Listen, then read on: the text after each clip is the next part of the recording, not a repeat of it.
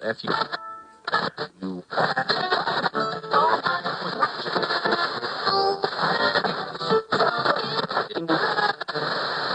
means that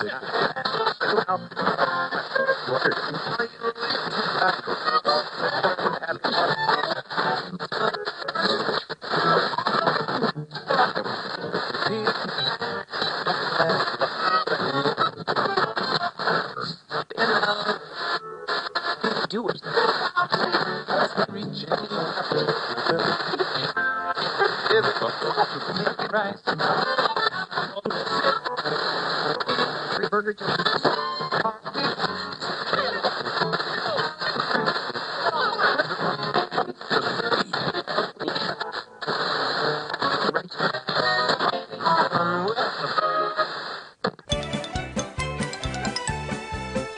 Welcome to the third hour of Air Checks. The Mercury Theater on the Air is a radio series of live radio dramas created and hosted by Orson Welles. The weekly hour-long show presented classic literary works performed by Welles's celebrated Mercury Theater Repertory Company, with music composed or arranged by Bernard Herrmann. The series began July 11, 1938, as a sustaining program on the CBS radio network, airing Mondays at 9 p.m. ET. On September 11th, the show moved to Sundays at 8 p.m. After the theatrical successes of the Mercury Theater, CBS Radio invited Orson Welles to create a summer show for 13 weeks. The series began July 11, 1938. Orson Welles presented a special challenge to the CBS sound effects team, The New Yorker reported. His programs called for all sorts of unheard-of effects, and he could be satisfied with nothing short of perfection. For the first episode, Dracula, the sound team searched for the perfect sound of a stake being driven through the heart of the vampire. They first presented a Savoy cabbage and a sharpened broomstick for Welles's approval. Much too leafy, Welles concluded. Drill a hole in the cabbage and fill it with water. We need blood. When that sound experiment also failed to satisfy Welles, he considered a while, and asked for a watermelon. The New Yorker recalled the effect. Welles stepped from the control booth, seized a hammer, and took a crack at the melon. Even the studio audience shuddered at the sound. That night, on a coast-to-coast network, he gave millions of listeners nightmares with what, even though it be produced with a melon and hammer, is indubitably the sound a stake would make piercing the heart of an undead body. Here's Dracula from July 11, 1938. The Columbia Network takes pride in presenting Orson Welles in the first production of a unique new summer series by the Mercury Theater on the Air.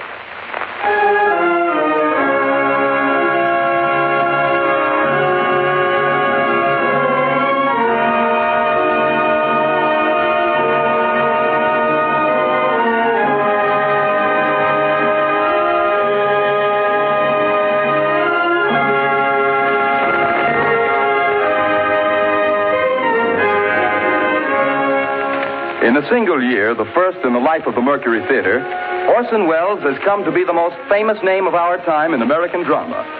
Says Collier's Magazine, 23-year-old Orson Welles threw a bombshell into Broadway. Robert Benchley writes in the New Yorker, The production of the Mercury is, I should say, just about perfect. Time Magazine declares, The brightest moon that has risen over Broadway in years. Welles should feel at home in the sky, for the sky is the only limit which his ambitions recognize. And finally, the United Press remarked, Meteoric rise of Orson Welles' Mercury Theater continues unabated. With 4 hit shows in its birth year, the Mercury might well close its door on a season unparalleled in Broadway history. But Mr. Welles has long been working on a project for a greater audience, the Broadways of the entire United States. The Columbia Network is proud to give Orson Welles the opportunity to bring to the air those same qualities of vitality and imagination that have made him the most talked-of theatrical director in America today.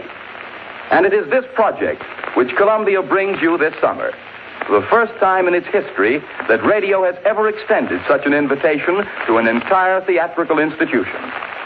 But here is Orson Welles himself to tell you about it. The director of the Mercury Theater, the star and producer of these programs, Orson Welles. Good evening. We're starting off tonight with the best story of its kind ever written. You will find it in every representative library of classic English narratives. It is Bram Stoker's Dracula. The next time I speak to you, I am Dr. Arthur Seward. George Goulouris plays Jonathan Harker, and Martin Gable plays Dr. Van Helsing. It is Dr. Seward who tells the story, and so for the moment, goodbye, ladies and gentlemen. I'll see you in Transylvania. The Mercury Theater on the Air presents Orson Welles as Count Dracula in his own version of Bram Stoker's great novel, Dracula.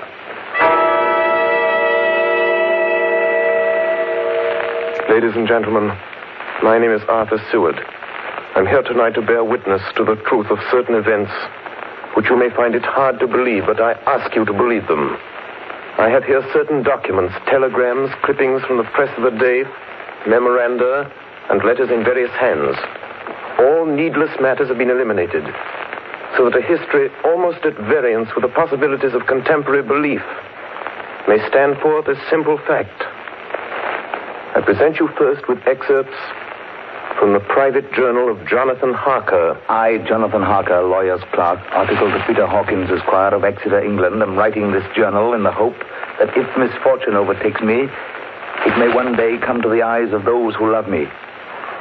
I set out from London on the last day of April to visit one of our clients in Eastern Europe. On May the 3rd, I arrived in Budapest and came after nightfall to Klausenburg on the borders of Transylvania. At Bistritz, there was a letter of welcome for me from our client, informing me that his carriage would await me at the Borgo Pass. It was signed Dracula.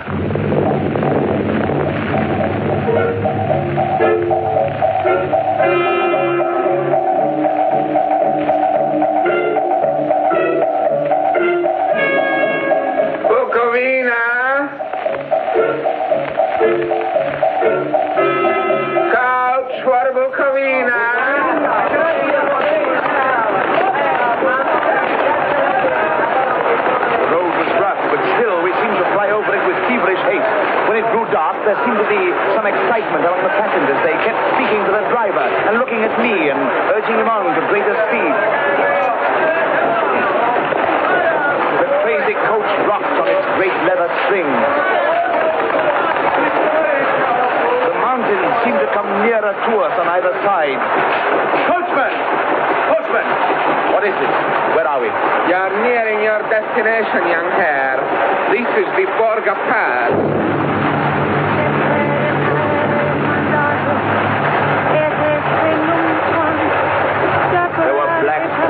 Clouds overhead, and in the air the heavy, oppressive sense of thunder.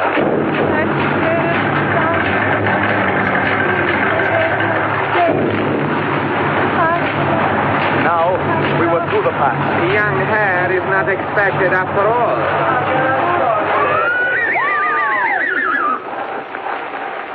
You are early tonight, my friend. A caleche with 4 horses are drawn up beside us.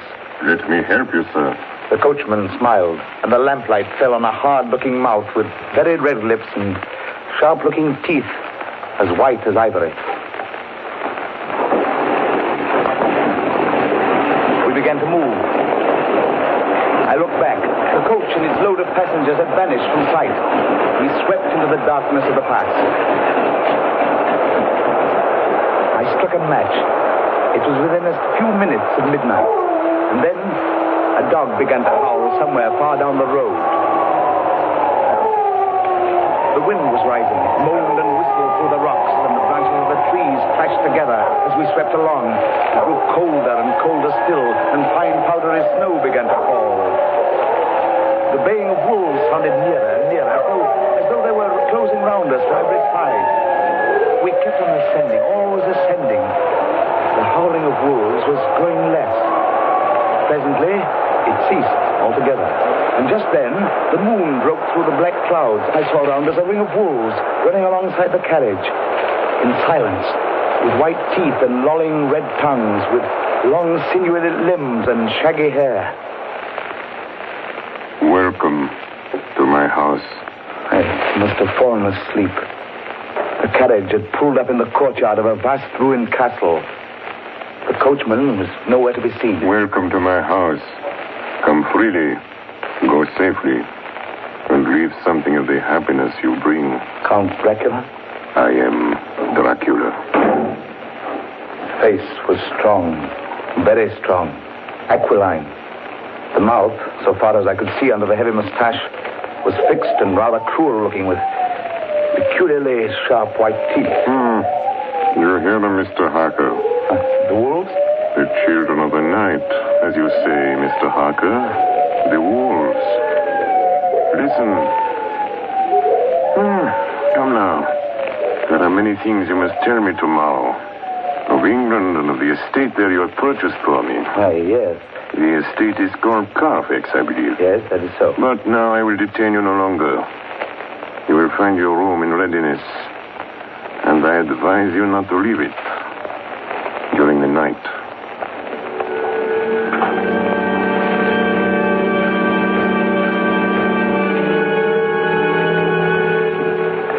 This castle is on the very edge of a terrible precipice. A stone falling from the window would fall 1,000 feet without touching anything. I explored. There are doors everywhere, and all of them locked. The door to the great hall, the door to the courtyard, every door in the castle is closed, bolted against me. The castle of Dracula is a prison, and I am a prisoner.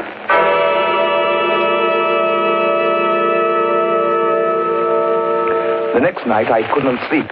So after a few hours, I got up and, lighting my candle, I placed my shaving mirror on the dressing table and was just beginning to shave. You seem restless, Mr. Harker. I hadn't seen him, although the reflection of the glass covered the whole room behind me. I turned to the glass again. I could see him over my shoulder, but there was no reflection of him in the mirror.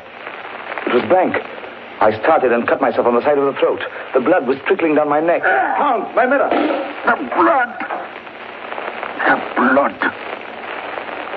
Wipe the blood from your face, Mr. Harker. And take care how you cut yourself. It is more dangerous than you think in this country.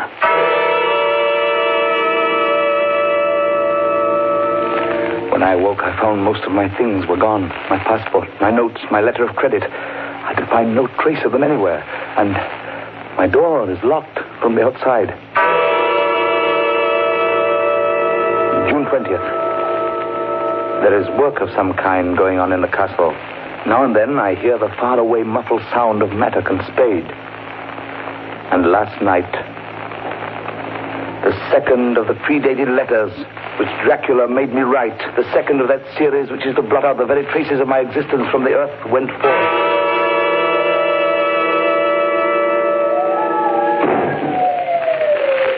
Count Dracula. Yes, my young friend. Well, what of me? When am I free? When can I leave this place? Free? Mr. Harker, you're always free. You want to leave?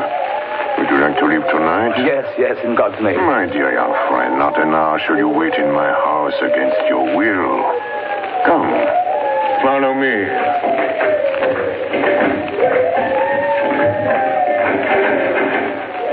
The door seems to be bolted. How strange.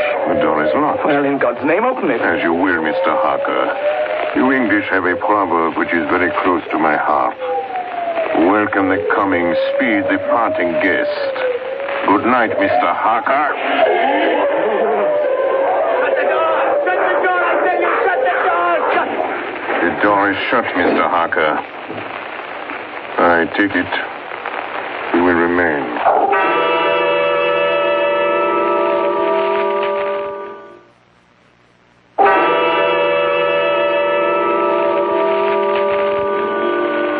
Morning, June the 30th. These may be the last words I ever write in this diary. Oh, God preserve my sanity. I have never seen Count Dracula by day. At sunrise, at the first cockcrow, he is gone. I do not understand these things. I only know that the wolves obey him, and that he is a man with hair on the palm of his hands, with sharp teeth, and no blood in his face. He casts no shadow. He cannot be seen in a glass. And he moves like a bat across the sheer face of the castle walls. He eats no food and is mortally afraid of the crucifix. As I write this, I hear in the courtyard the rolling of heavy wheels and the cracking of whips. A And there is in the passageway below a sound of heavy boxes being set down. Boxes shaped like coffins. And I know what they hold. The boxes are filled with holy earth from the chapel beneath the castle. It is the last box being nailed down. And now I hear the heavy feet tramping again. The door's shut. The chains rattle.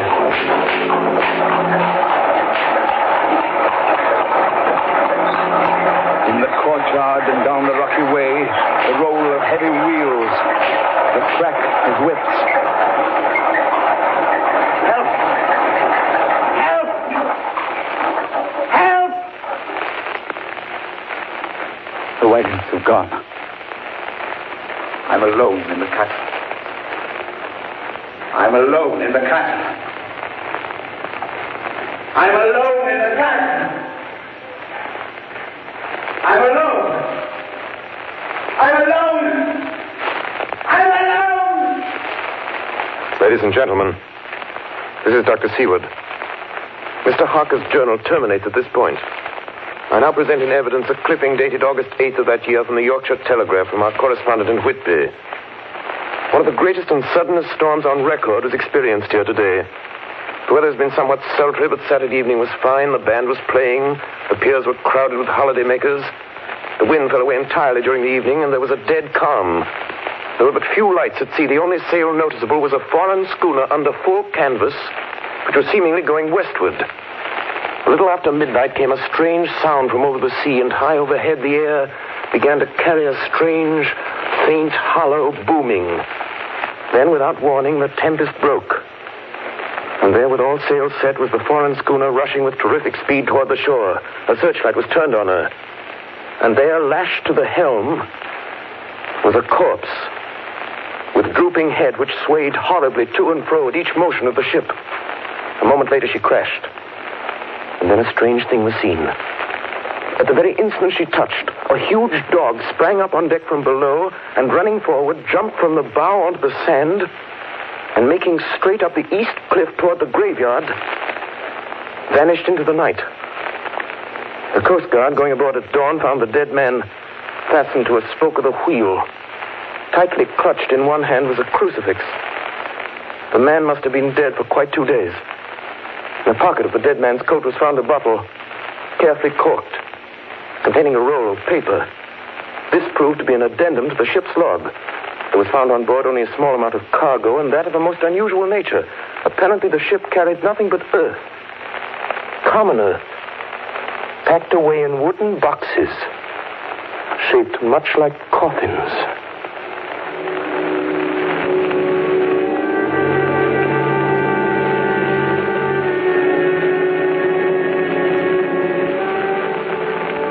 Of the Demeter, July 6th. Finished taking in cargo, a queer cargo of boxes of earth. At noon, set sail, east wind, fresh. Crew, 4 hands, 2 mates, cook, and myself, captain, July 11th. Entered Bosporus. At dark, passed through Dardanelles.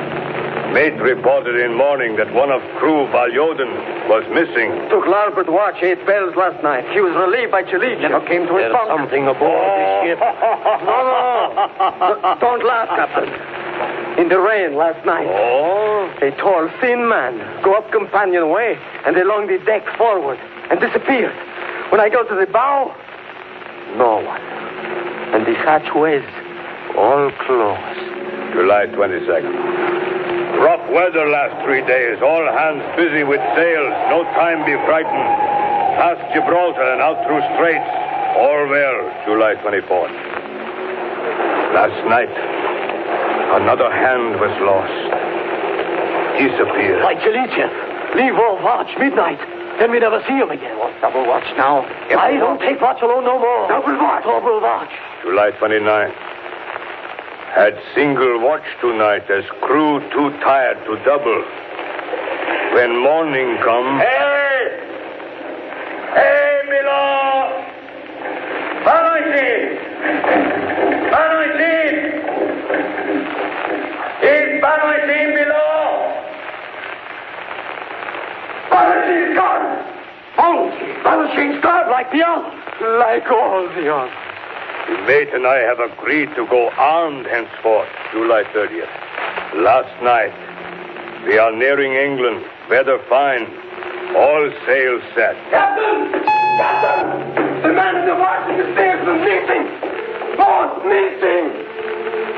Now, only self and mate and one hand left to work ship. August 3rd. 2 days of fog and not a sail sighted. At midnight, I went to relieve the man at wheel, and when I got to it, found no one there. It's here! I know it now. I saw it. Like a man, tall and thin and ghastly pale. It was in the bows looking out. I gave it the knife, and my knife went through it. What? Empty as air. What is it? What are you talking about? It's here, and I'll find it. It's in the hold. In one of those boxes of earth.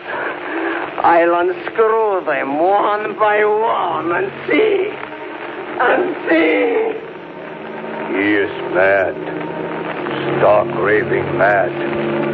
It's no use my trying to stop him. He can't hurt those big boxes. They are invoiced as common earth. I know the secret now. The sea will save me from him. That's all that's left. That's all that's left. August 4th. I am all alone on my ship. And still the fog. I dared not go below. I dared not leave the helm.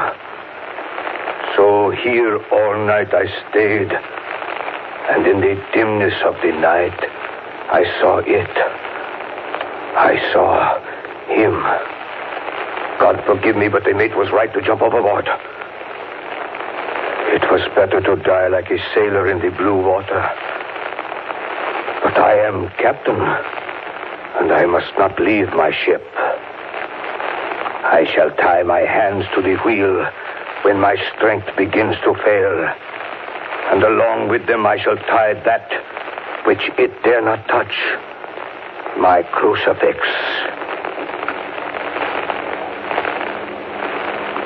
I am growing weaker, and the night is coming on.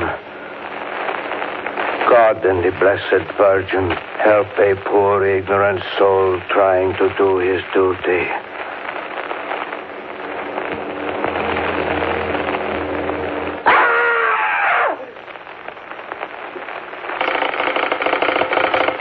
Telegram, Seaward, Perfect, to Van Helsing, Amsterdam.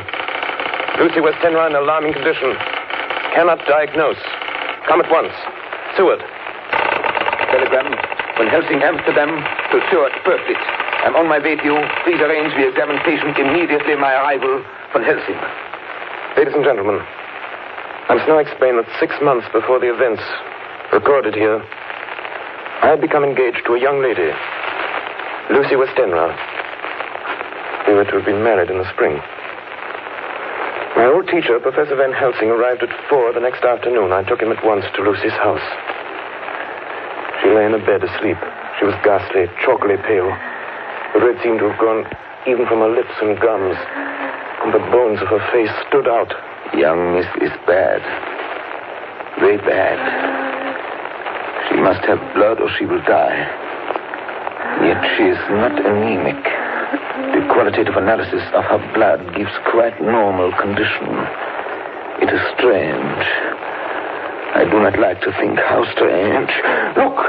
My God, her throat, look! The black velvet band that she always wore had dragged up a little and showed a red mark on her throat. Just over the external jugular vein were 2 punctures, not large, but not wholesome looking. The edges were white and worn looking. Well? Well, what is it, Professor? What's wrong with her? Speak frankly. You can tell me the worst. I wish I could, Stuart. I wish I could. But I do not dare. But won't you tell me anything? I will tell you this. Your young lady is in a danger greater than death. You must believe me. If you leave her for one moment and harm befalls, you will not sleep easy thereafter.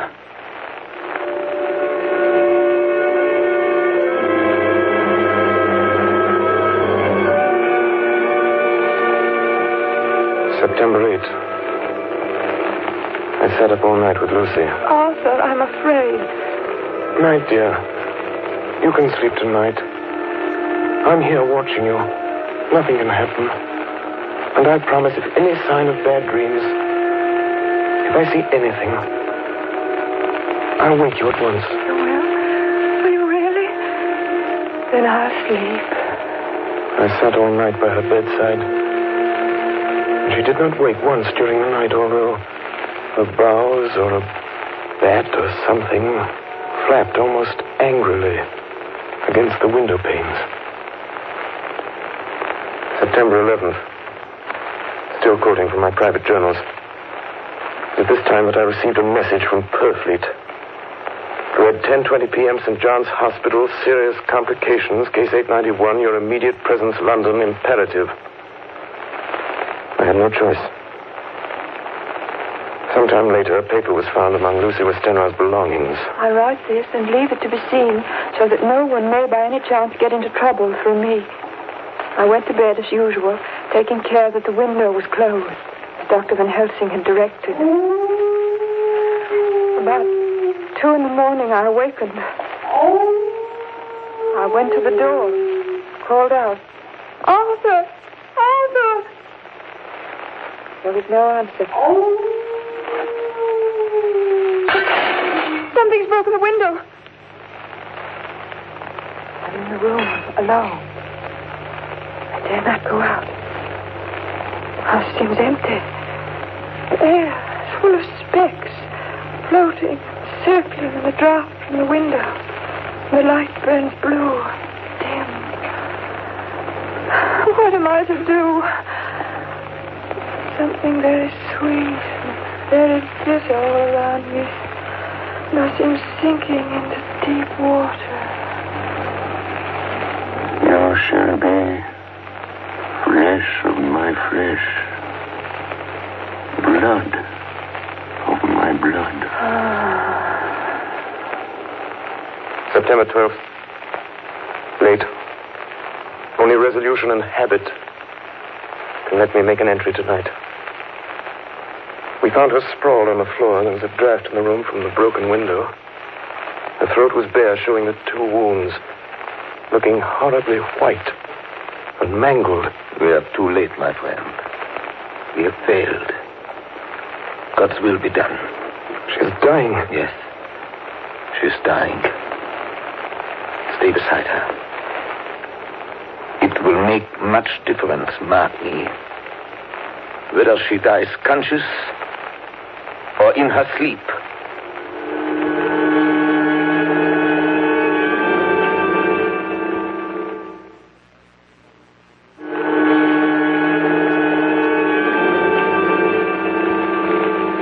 It was late in the afternoon before she opened her eyes. Arthur, oh, my love, I'm so glad you've come. I took her hand and knelt beside her. Her breath came and went like a tired, peaceful child's. And then the light from the setting sun fell on her face, and then, insensibly, a strange change came over her. Her eyes grew suddenly dull and hard. Her breathing was heavy. The mouth opened, and the pale gums drawn back made the teeth look large and sharp. Arthur, oh, my love, I'm so glad you've come. Kiss me. Bend down and kiss me. Not for your life. Not for your living soul and hers. Lucy! She's dead. Poor girl. There's peace for her at last. The end. Not so. It is only the beginning. Wait and see.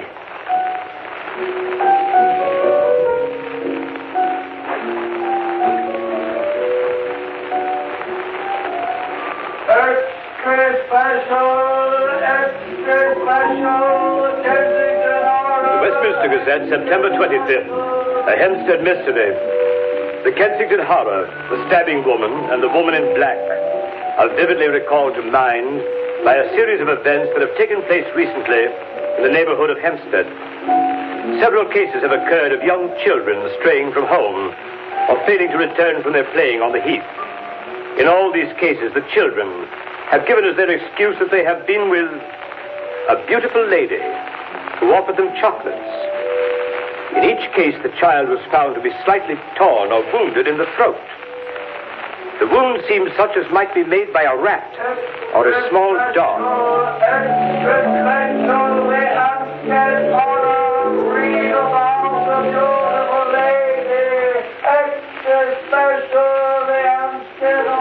The Hempstead Horror. Another child injured by the beautiful lady.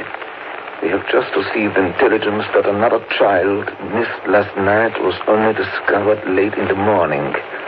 It has the same tiny wound in the throat. Well, Stuart, what do you think of that?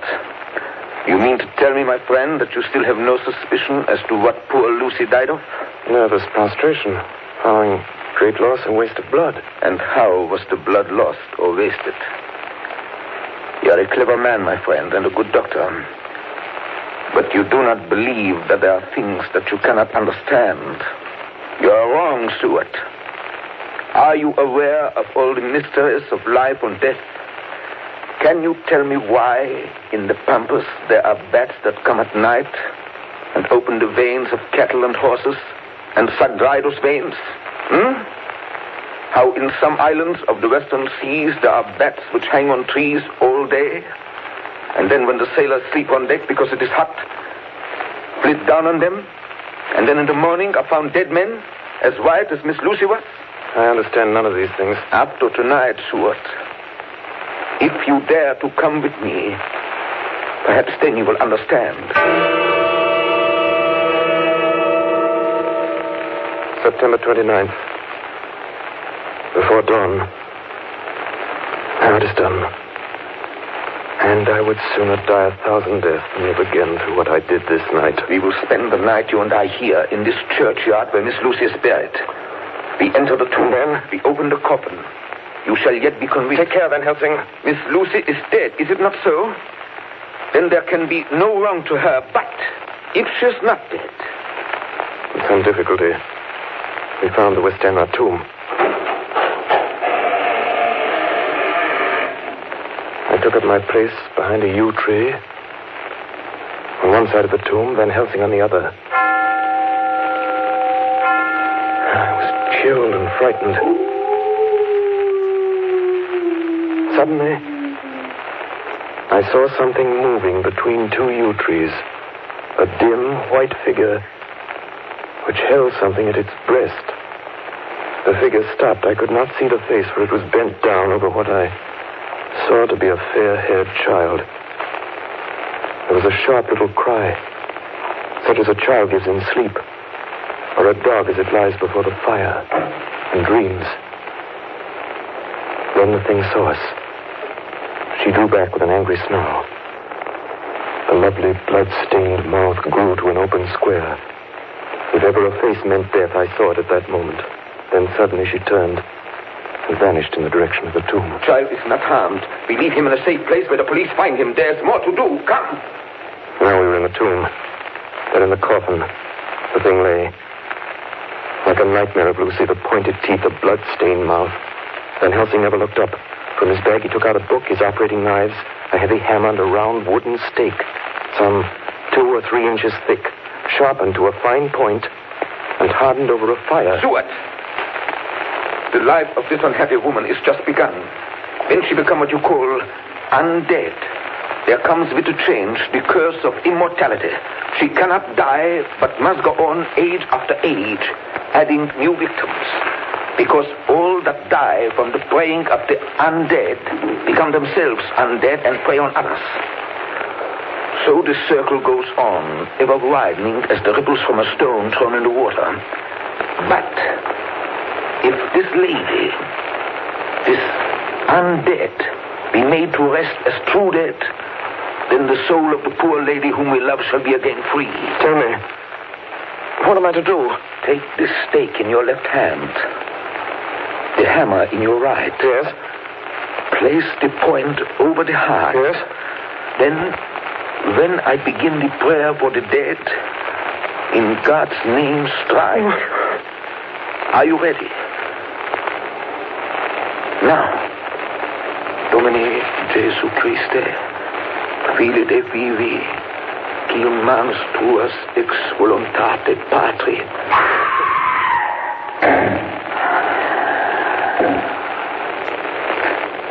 On the morning of July 11th, a man was found on the border of Transylvania. He talked wildly of wolves and boxes of earth and blood, and gave his name as Jonathan Harker. In the hospital of Klausenberg, he improved sufficiently to make possible his removal to England. I'm still quoting from my own personal papers. But there his condition remained so serious that he was committed for observation to a private ward in my hospital at Purfleet. Here he did so well that in 3 weeks he was completely recovered. It was during this time that his wife, Minna Harker, brought to the attention of Dr. Van Helsing and myself the journal that her husband had kept while a prisoner in the castle of a certain Count Dracula in Transylvania. I have before me the record of a meeting that took place in my study in Purfleet, transcribed by Minna Harker. October 1st. Meeting began soon after 8. Jonathan next to me. Dr. Seward opposite to Van Helsing at the head of the table. My friends, there are such things as vampires.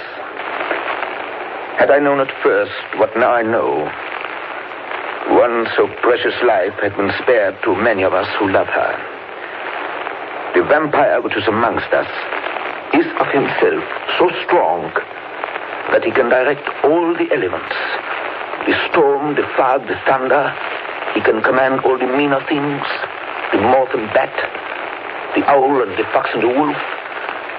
How then are we to begin our strike to destroy him? How shall we find his place? And having found it, how can we destroy? My friends, it is a terrible task that we undertake. To fail here is not mere life or death. If we fail, we become as him. Foul things of the night, as him. What do you say? I answer for myself. Count me in. I'm with you. The professor laid a small golden crucifix on the table. We took hands, and our solemn pact was made. My friends, we too are not without strength. The vampire flourishes on the blood of the living. Without this, he cannot live. He throws no shadow. He makes no reflection in a mirror. He can transform himself to a wolf, to a bat. He can come on moonlight rays as elemental dust. He can see in the dark. He can do all these things. Yet he is not free. His power ceases at the coming of the day. Then, until night, he must remain in the shape in which he finds himself, and except in his coffin home, in those earth boxes, he cannot rest. When we can confine him in his coffin, then, my friends, if we obey what we know, we will destroy him. At that moment, something flapped wildly against the window. Then... Did you hit it? I don't know. We looked out of the window. Against the black sky, we could see nothing. Data in our possession. From the Count's castle in Transylvania to Whitby came 50 boxes of earth. All of these, to our certain knowledge, were delivered at Carfax. Recently, 12 of these boxes have been removed. First step, ascertain whether all the rest remain in the deserted house next door or whether any more have been removed. We must trace each of these boxes and sterilize the earth with holy water so that he can no longer seek safety in it. And we must hurry. The events of the next few days are described in Jonathan Harker's journal. October 2nd, 5 a.m. Just returned from the empty house. Left Mina here at home. Well, we've done our work at Carfax. The place was filthy. The air stagnant and foul and alive with rats. We counted the boxes. Only 38 of them. And over each one, the professor went through his same mysterious work. It was dawn when we got back. I found Mina asleep. She looks paler than usual. October 2nd. Soon after they left, I fell asleep. I remember hearing the sudden barking of the dogs. And then there was silence. I got up and looked out of the window. There was a thin streak of white mist moving across the grass along the wall of the house. It dawned on me that the air in the room was heavy and dank and cold. The gaslight came only like a tiny red spark through the fog. I could see through my eyelids. The mist grew thicker and thicker. Then, as I looked, the spark divided and seemed to shine on me through the fog like two red eyes. You shall be flesh of my flesh, blood of my blood, blood of my blood.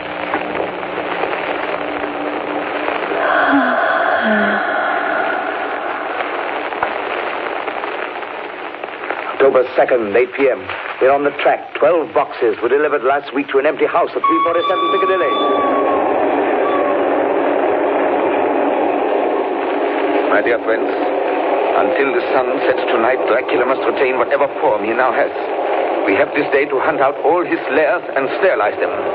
Then he will have no place where he can move and hide. But we have only until sunset. The house in Piccadilly was empty, like the one at Purfleet. The same sickening smell was in the air. On a table, we found a clothes brush, a brush, and a comb, and a basin. The latter containing dirty water, which was reddened as if with blood. The boxes are back here. 8, 9, 10, 11. Only 11. There's a 12th box somewhere. Gentlemen, it is after 6. The sun is setting. We've no time to lose. He will return at any moment. Open the boxes. Quiet. Listen. Be ready. It is he! The window! You waste your bullets, gentlemen. You think you baffle me? You with your pale faces all in a row like sheep in a butcher's. You think you've left me without a place to rest. But I have more. And time is on my side. The one you love is mine already. I have known her. Already my mark is on her throat.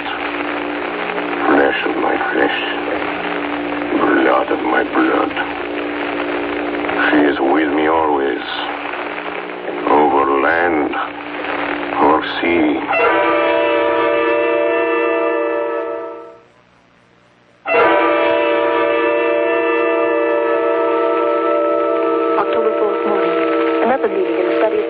We must find that last remaining box, gentlemen. We must find it. As long as that earth exists impure, as long as there remains one place of refuge for Dracula, there is no safety and no peace for any soul in England. And for the undead, never peace so long as he lives. Blood of my blood. Blood of my blood. Mina! How do you know that?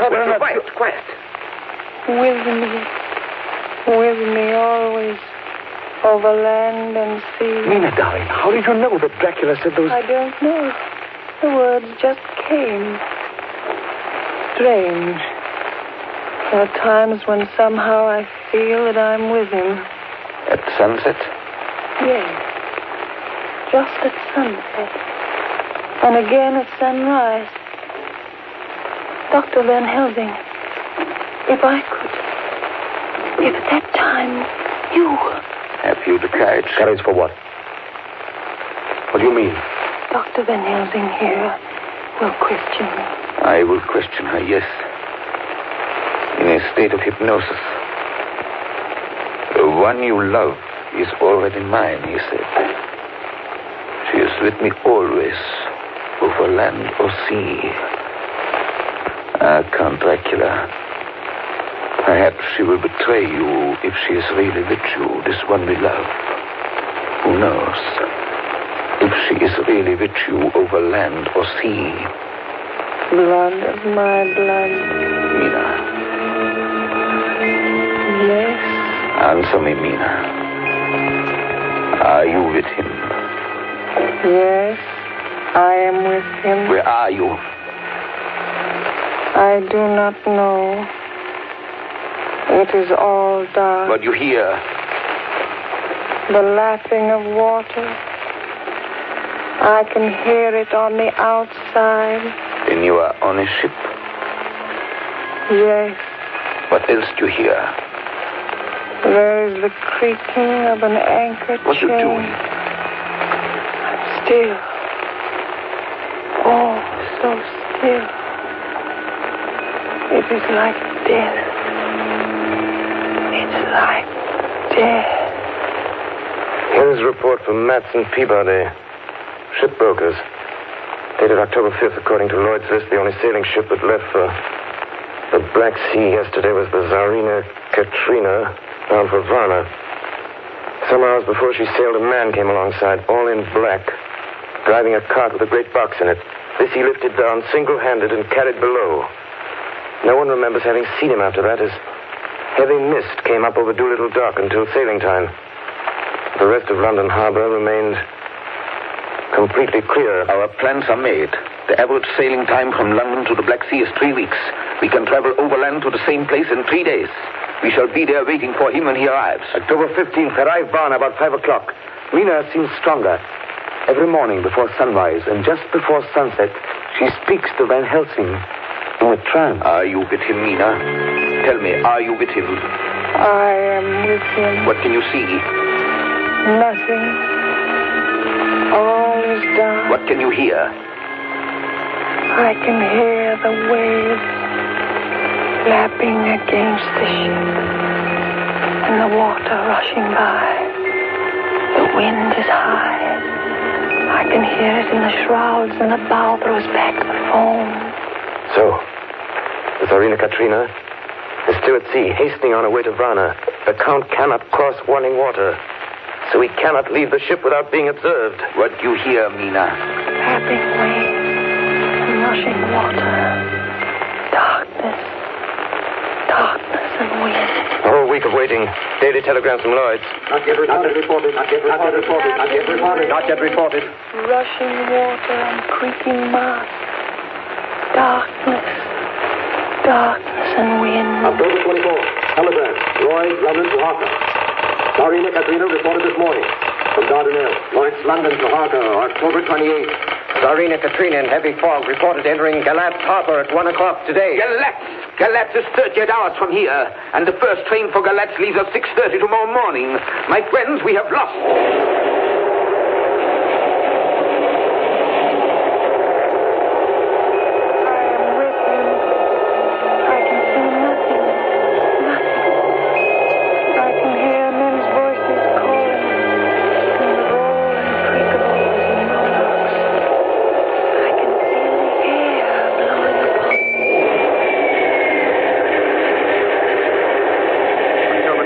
Evening. We are due between 2 and 3 in the morning, but already at Bucharest we are 3 hours late. Something is going on. I can feel it passing like a cold wind. I can hear far off confused sounds. Men talking in strange tongues. Tears falling water and the howling of wolves. There's another sound. Queer sound. Like what? Speak, Mina. Speak, I command you. I command you to speak.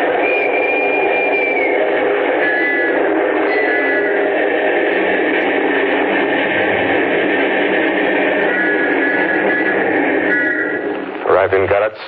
Saw Captain Tsarina Katrina. A man come aboard with an order an hour before sunup to receive a box for a party by the name of Dracula.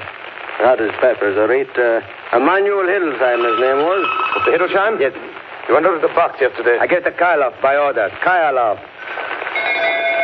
Mr. Kylov? Hey, look. This morning they find him dead inside the churchyard of St. Peter. They find him dead with his throat torn open. October 30th evening. There are 2 ways in which Dracula can get back to his own place. by land or by water. We've examined the map and find the most likely river is the Serra. You and I, Seaward, will charter a steam launch and follow him up the river. Van Helsing and Mina will take the train to Veresti, and from there they will From there we shall go in the track where Harker went, from Bistritz over to Borgo. If you have not caught him before, we shall be awaiting Dracula there.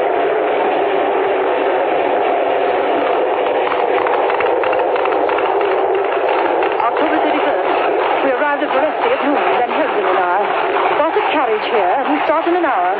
Our enemy is still on the river. October 31st. We can run at good speed up the river at night. There's plenty of water, and the banks are wide apart. November 1st, evening. No news all day. We hear that a big boat went up the river before us, going at more than usual speed.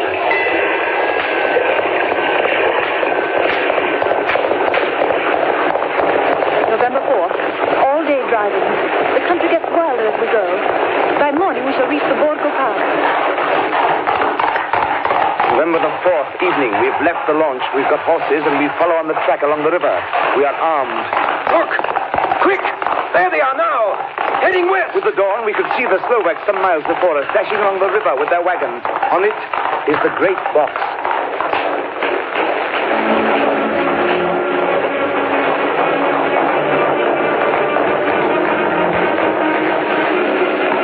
Late in the afternoon, we reached the Borgo Pass. Van Helsing!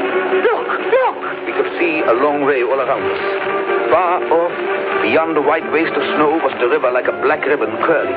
Between us and the river, not afar off, came a group of men, mounted Slovaks hurrying along. In the midst of them was a wagon which swept from side to side. On the wagon was a great box. Look! We see two horsemen following fast, coming up from the south. Now the horsemen are not more than a mile behind. Now the wagon is quite close to us.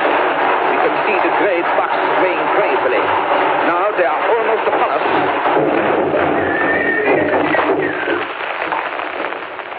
Now has happened a strange thing. The wagon smashed into a great rock bed in the snow, lost its front wheels, and turned over on its side, jammed against the stone. The horses tore loose from their traces and bolted, and the Slovaks scatter and vanish after them. Then silence.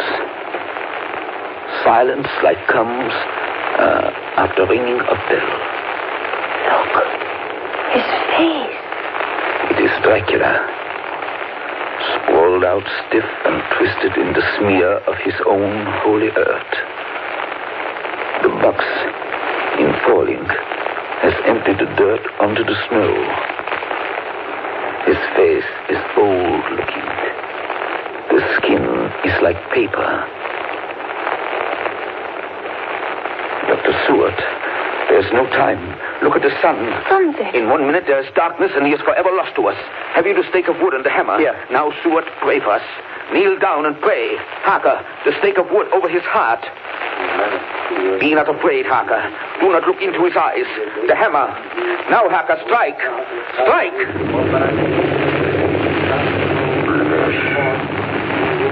Flesh of my flesh. Guilt of my guilt. Death of my death. Speak and be manifest in the instant of your master's peril.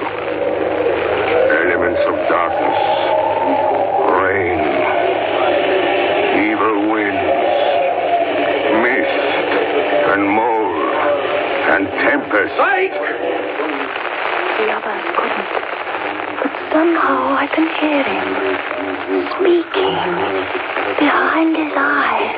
Claw, wing, tooth, scale, tissue of flesh, death of my death, dead and undead. The hand of the living is over your master. Console him, my children. This instant is no longer than the space between two heartbeats.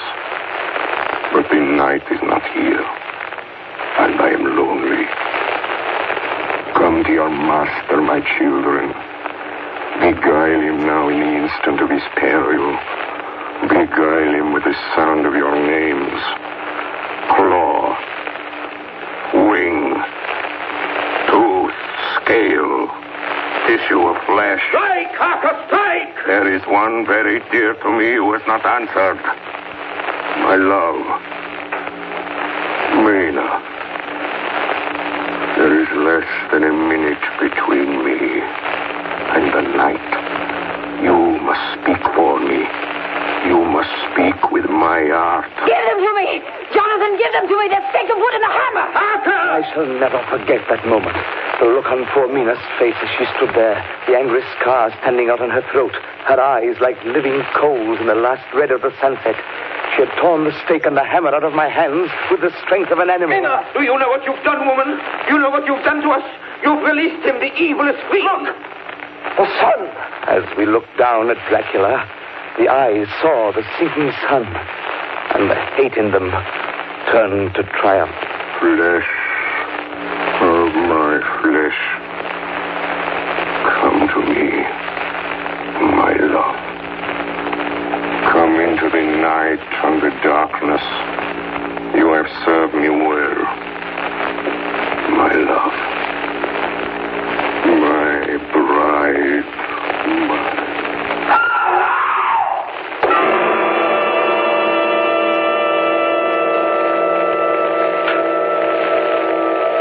Ladies and gentlemen, all the evidence in this case is now before you. I've added nothing, and to the best of my knowledge, I've omitted nothing that might help to throw light on the extraordinary events of the year 1891, which culminated on that terrible evening in the Borgo Pass. There remains only this one last report. When Mina Harker seized the stake and hammer from her husband, I believe she was under some form of hypnosis. She herself remembers nothing. But whatever influence was at work on her, she must, at the last moment, have rejected it. For at the exact instant the sun disappeared, it was Mina Harker who drove the stake through the heart of the thing that called itself Dracula. At that same instant, even as we looked, the wound on the side of her throat was no more. As for Dracula, before the scream of the creature had died from our ears, the whole body crumbled into dust and passed from our sight. In the final moment of dissolution, there was in the face a look of peace, such as I never could have imagined might have rested there.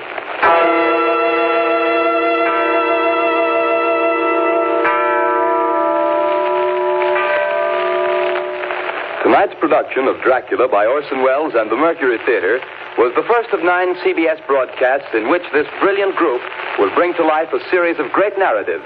In the cast tonight, Dr. Van Helsing was played by Martin Gable, Jonathan Harker by George Coulouris, Dr. Seward by Orson Welles, the Russian Captain by Ray Collins, the Mate by Carl Swenson, Mina Harker by Agnes Moorehead, Lucy Westenra by Elizabeth Farrer, and Count Dracula by Orson Welles.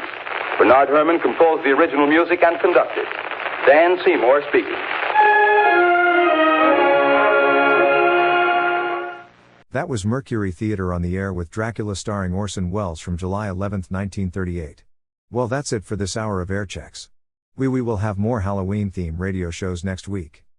Air Checks is a 3-hour podcast split into 1-hour increments and is uploaded every Saturday and Sunday. See you at the same time and same channel.